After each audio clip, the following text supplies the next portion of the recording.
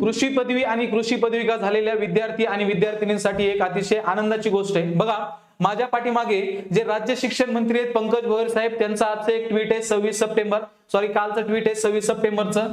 त्यांनी काय सांगितलं त्या ट्विट मध्ये की मी तुम्हाला ट्विटचा सारांश सांगतो, ट्विट देखील मी तुम्हाला व्यवस्थित वाचून दाखवल। त्यांनी सरळ सरळ सांगितलंय की इयत्ता 6वी ते 10वी पर्यंतच्या विद्यार्थ्यांना देखील आता कृषीचं जे शिक्षण आहे हे कंपल्सरी करण्यात येणार आहे। ट्विट काय बघा याच्यामध्ये काय दिलंय की 26 सप्टेंबर 2025 रोजी मंत्रालयीन दालन मुंबई येथे शालेय अभ्यासक्रमात कृषी अभ्यासक्रम समाविष्ट करण्याबाबत महत्त्वपूर्ण बैठक पार पडली। काय म्हणतायत ते, कृषी अभ्यासक्रम समाविष्ट करण्याबाबत महत्त्वपूर्ण बैठक पार पडली। या बैठकीला शालेय शिक्षण विभागाचे उपसचिव कोण कोण उपस्थित होते वगैरे या सगळ्या गोष्टी त्यांनी सांगितलेल्या आहेत। याच्या खाली त्यांनी महत्त्वाची माहिती काय दिली बघा, राष्ट्रीय शिक्षण धोरण 2020 व अभ्यासक्रम आराखडा शालेय शिक्षण 2023, राज्य अभ्यासक्रम आराखडा शालेय शिक्षण 2024 मध्ये व्यवसाय शिक्षणाची नवकल्पना मांडली आहे।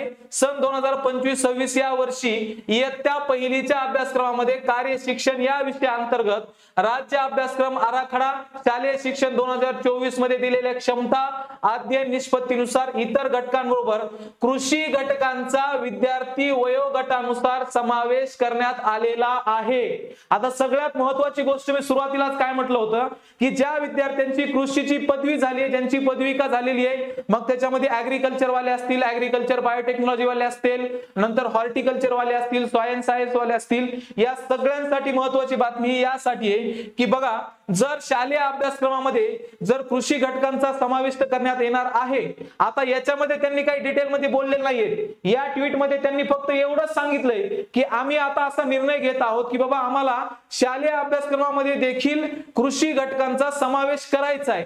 आता याच्यानंतर प्रश्न काय उपस्थित राहतो की जर तुम्हाला शालेय अभ्यासक्रमांमध्ये कृषी घटकांचा समावेश करायचा आहे तर मग ते कृषी घटक शिकवणार कोण? मग सध्या जे शिक्षक आहेत त्यांना तुम्ही ट्रेनिंग देऊन त्यांना शिकवायला लावणार की ज्या ज्या विद्यार्थ्यांचं कृषीची पदवी पदविका झालेली आहे अशा विद्यार्थ्यांची तुम्ही नेमणूक करणार तिथं ते शिक्षण देण्यासाठी?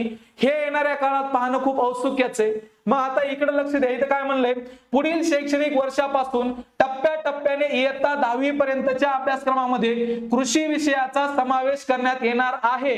याबाबत विभागाने अंमलबजावणी करावी असे निर्देश यावेळी देण्यात आलेले आहेत। म्हणजे ते टप्प्याटप्प्याने करणार आहेत। मग सुरुवातीला आता त्यांनी काय सांगितले बघा, राष्ट्रीय शैक्षणिक धोरण 2020, राष्ट्रीय अभ्यासक्रम आराखडा शालेय शिक्षण 2023 नुसार राज्य अभ्यासक्रम आराखडा 24 तयार करण्यात आलेला आहे। तसेच त्यानुसार शालेय शिक्षण अभ्यासक्रम 25 चे कामकाज अंतिम टप्प्यामध्ये आहे। आता याच्यात बघा, पायाभूत शिक्षण अभ्यासक्रम 24 मध्ये कार्य शिक्षण विभागाच्या अंतर्गत विविध कृतीमधून बालकांच्या कार्यकौशल्याबरोबर 21व्या शतकातील महत्त्वपूर्ण कौशल्य तसेच कृषी पर्यटन व्यावसायिकतेचा पाया या स्तरापासून घातला जाईल अशी या उपक्रमाची मांडणी करावी। ओके, नंतर काय म्हणणे, भारतीय संस्कृतीची रुजवणूक होण्यासाठी स्थानिक सण समारंभ परंपरा कला पिके भौगोलिक रचना उपलब्ध साधन सामग्री यांचाही विचार कार्यशिक्षण विषयाच्या उपक्रमाची मांडणी करताना करावा। भारतातील शेतीचे महत्व, कृषी क्षेत्रातील गुंतवणूक, शेतीचे लोकजीवनातील विशेष स्थान या सर्व बाबींचा विचार करता नव्या पिढीची नाळ कृषी क्षेत्राशी जोडण्यासह कृषी क्षेत्रात तंत्रज्ञानाचा विस्तार होण्यासाठी माती पाणी नैसर्गिक संसाधने वनस्पती स्थानिक पशुपक्षी या विषयातील नवीन उपक्रम सुचवण्यात यावे असे निर्देशही यावेळेस देण्यात आले। आता सगळं बघा ह्या ट्विट मध्ये बघितल्यानंतर आपल्या लक्षात काय आले तर येणाऱ्या काळात म्हणजे त्यांनी आता सरळ सरळ निर्देश दिलेले आहेत की कृषी विषयाचा अभ्यास देखील आता ते काय करणार आहेत, टप्प्याटप्प्याने आणणार आहेत। मग 6वी ते 10वी ते आणणार आहेत। आता प्रश्न आपल्याला पडतो काय की जर तुम्ही या सिलेबस मध्ये कृषीचा सिलेबस आणणार आहात तर येणाऱ्या काळामध्ये हा जो काही सिलेबस शिकवायचा आहे हा शिकवण्यासाठी तुम्ही जे काही शिक्षक असणार आहेत मग ते शिक्षक तुम्ही नव्याने भरती करणार आहात का? मग तुम्ही जर नव्याने भरती करणार आहात तर मग त्यांना तुम्ही क्रायटेरिया काय लावणार? मग आता जर बघितलं नियमानुसार तर तुम्ही जर कृषीचं शिक्षण द्यायचंय तर त्याच शिक्षकांना तुम्ही भरायला पाहिजे ज्या शिक्षकांचं कृषीच्या संदर्भात त्यांची पदवी झालेली आहे।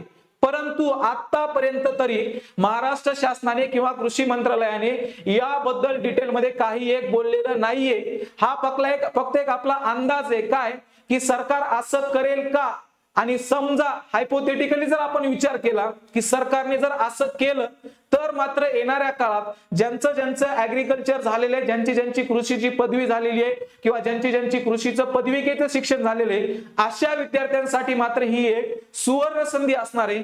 तर बघूया, तुर्तास तरी आपल्याला एवढं लक्षात घ्या की इथून पुढे आता शालेय अभ्यासक्रमामध्ये कृषी घटकांचा समावेश असणार आहे.